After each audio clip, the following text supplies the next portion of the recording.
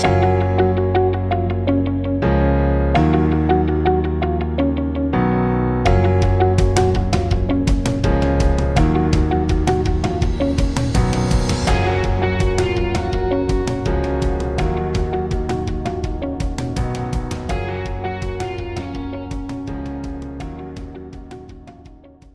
a big welcome back. Did you watch Birds yesterday? And did you remember, are you not more valuable than they? Well, we're going to look at the third in this series of interlinked questions posed by Jesus that help us reshape our thinking about an everyday challenge. Yesterday's question I found so tender, so refreshing, so faith-building, so utterly yet gently perspective-building. But today's feels a little bit more in your face. It's a bit challenging. I'm good with challenge. It's okay. But here's the question. Can any one of you, by worrying, add a single hour to your life? Can any one of you, by worrying, add a single hour to your life? There's a well-known passage in the New Testament written by Peter the Apostle, who had sat at the feet of Jesus when he would have first heard those very words I've just read. Peter goes on to tell us that the devil prowls around like a roaring lion, seeking who he may devour. Resist him, Peter says, standing firm in your faith.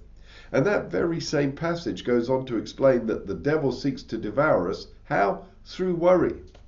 And you know there are nearly enough fear nots in Scripture to give us one per day. That's how common this challenge really is. And I wonder if in Peter's mind his memory went back to the heat of the sun, the smells in the air, and the jostling crowds pressing in when he first heard those words from Jesus. Charles Swindoll once remarked, "I've never read a gravestone that reads, 'He died of worry,' but some of them ought to read that way." How many illnesses are directly connected with our worries, our anxieties, trying to take the responsibility that was designed for God to handle. As a young man in my early 20s, I had the unique privilege of meeting Corrie ten Boom, and she said one challenging sentence to me that made a deep and lifelong lasting impact. Never forget it. Someone later wrote that Corrie ten Boom spent the last 2 days of her life in their church in Fullerton, California. He writes, "It was a wonderful experience to have this godly woman in our church during an extended period of time just before she died. And she said on one occasion, worry does not empty tomorrow of sorrows. It empties today of strength. Worry does not empty tomorrow of sorrows. It empties today of strength." As you and I reflect on Jesus' question today, let's agree on one thing, can we? Worrying will not add anything to your life or mine. It won't add any seconds to our length of life. It won't add anything positive in any dimension of our lives.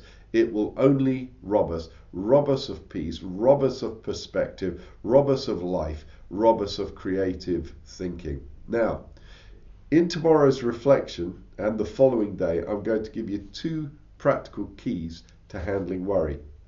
However, today I want to help you immediately and practically.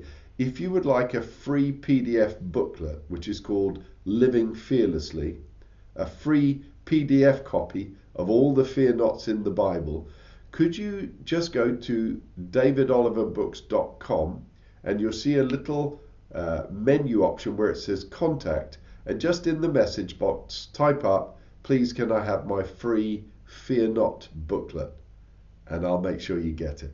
Look forward to seeing you tomorrow.